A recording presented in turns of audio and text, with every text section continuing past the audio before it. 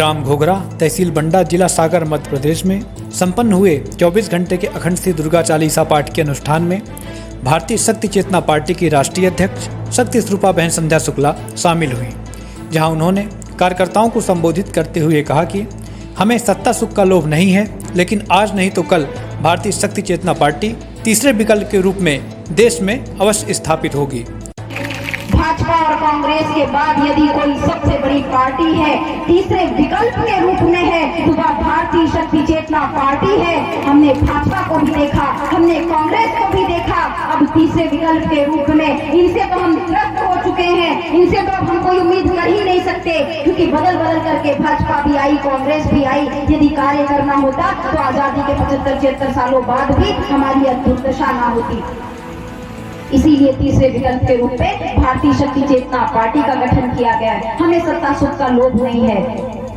हम आज नहीं जीतेंगे तो कल अवश्य जीतेंगे, क्योंकि विश्वास है हमें एक ऋषि की चेतना तरंगों पर। जिस प्रकार से हमें आप सभी का साथ मिल रहा है, हमें पूरा विश्वास है कि संघर्ष बहुत आएंगे रास्ते पर, मगर यदि आपका और हमारा साथ यूं ही बना रहा तो जैसा अभी भाई कह रहे थे कि आदेश दीजिए, हम अपने प्राणों की भी आहुति दे देंगे। मेरे भाइयों बहनों, ऐसा दिन कभी ना आए कि आपको अपने प्राणों की आहुति देनी पड़े। यदि कभी ऐसा दिन आए तो प्रकट सत्ता हमारे प्राण हल्ले, मगर यदि आप आदेश चाहते हैं इतनी निष्ठा विश्वास के साथ कि आप जान भी देने को इस देश की रक्षा के लिए तैयार है, तो आप जान मत दो भाइयों बहनों, जान फूंक दो इस देश पे, जान फूंक दो इस देश के युवाओं पे, कि वो जागे और इस समाज के लिए एकजुट होकर के जाति धर्म संप्रदाय के भेदभाव को भूल करके हमारे साथ आगे बढ़े और एक बार पुनः वो भारत माता जिसका इन्होंने शोषण करने में एक बार विचार भी नहीं किया, हम पुनः इसे जीवित करें, हम पुनः इसे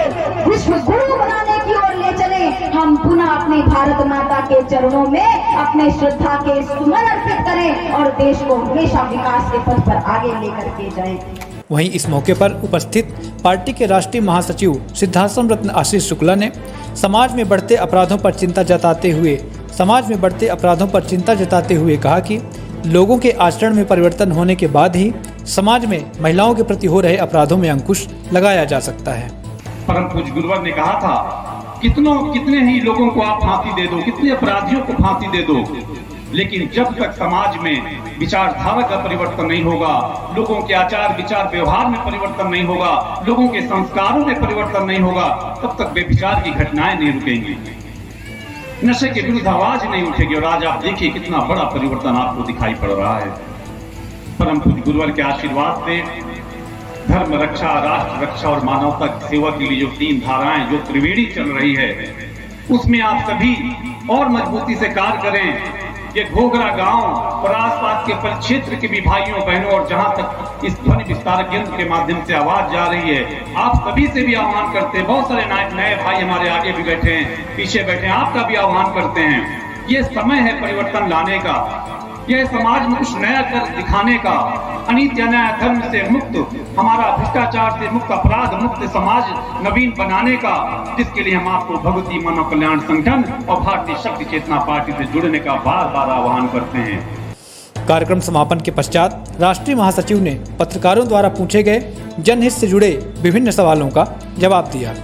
भगवती मानव कल्याण संगठन के तत्वावधान में जो कार्यक्रम हुए, कल शाम को पतुरिया में समापन हुआ और आज बंडा तहसील में हुआ। तो अच्छी बात है कि इन कार्यक्रमों से सैकड़ों लोग नशा होने का संदेश दे रहे हैं, अपने घरों में प्रारंभ कर रहे हैं।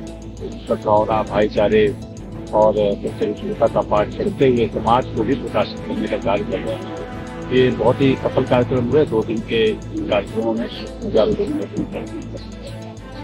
नशा मुक्ति अभियान लगातार तेजी से चल रहा है।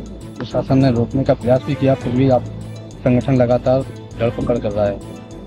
देखिए, नशा मुक्ति अभियान अब तो हमारी रगों में है, क्योंकि हम लोग एक सोच लेकर ही चल रहे हैं कि जब तक अपने पूरे भारत देश को नशा मुक्त नहीं कर लेंगे तो लोग शांत नहीं रहेंगे। और रही प्रशासन की रोकने की बात, तो आज ही मैंने एक न्यूज़ पढ़ी, मेरे शायद मोबाइल में भी होगा, मैं आपको थोड़ा सा इसका हवाला देता हूँ कि हाँ, तेंदुखेड़ा में भी कार्यक्रम हुआ।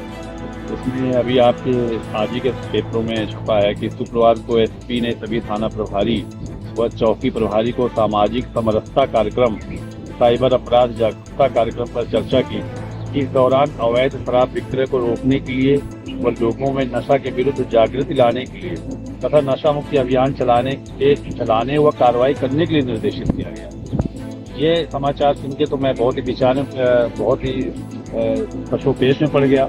ये दोहरा चरित्र कैसा है, ये क्या खेल चल रहा है? जो भगवती मानव कल्याण संगठन प्रत्यक्ष रूप से समाज में जहां एक तरफ लाखों परिवारों को नशा मुक्त कर रहा है, वहीं अवैध शराब के विरुद्ध इतनी बड़ी मुहिम चला कर रखी है। पिछले कुछ वर्षों में 1,500 से अधिक स्थानों पे शराब माफियाओं से आमना सामना करके हम लोगों ने अवैध शराब पकड़ी और कानून के हवाले करके कार्रवाई कराई। लेकिन आप कैसा खेल खेल रहे हैं? ये क्या प्रत्यक्ष खेल चल रहा है कि आप इस तरह के कार्यक्रम करते हैं और आप संदेश देते हैं समाज के बीच में, गाँव में, देहू खेड़ा में कार्यक्रम किया आपने, और आप कह रहे हैं कि अवैध शराब की बिक्री को रोका जाए, सामाजिक समरसता बढ़े। कैसे सामाजिक समरसता बढ़ेगी? जगह जगह पर लोग शराब पी के घूम रहे हैं। हमारे सागर संभाग में हजारों ऐसे स्थान हैं जहाँ शाम के बाद हमारी बहनें बेटियां घर से बाहर नहीं निकल सकती। शराबियों के अड्डे बने हुए हैं। अवैध शराब गांव-गांव जाकर युवाओं को, बुजुर्गों को, बड़ों छोटों सबको पिलाई जा रही है। एक तरफ आप अपने पूरे थानों पर निर्देश दे रखा है कि भगवती मानव कल्याण संगठन शराब नहीं पकड़ सकता, उसको अधिकार नहीं है, पकड़ेगा तो हम कार्रवाई नहीं करेंगे। इस तरह से आपके टीआई खुलेआम कह रहे हैं और दूसरी तरफ आप कह रहे हैं कि अवैध शराब की विरुद्ध कार्रवाई। देखिए, आप प्रत्यक्ष खेल चल रहा है। क्या शराब माफियाओं को संरक्षण देने का कार्य चल रहा है? समाज को आप बताना चाहते हैं कि आप सामाजिक समरसता बढ़ाना चाहते हैं, और एक तरफ अवैध शराब पिलाई जा रही है और जो संगठन प्रत्यक्ष काम कर रहा है, जिसकी सराहना करनी चाहिए, उस पर आप रोक लगाने की बात करते हैं।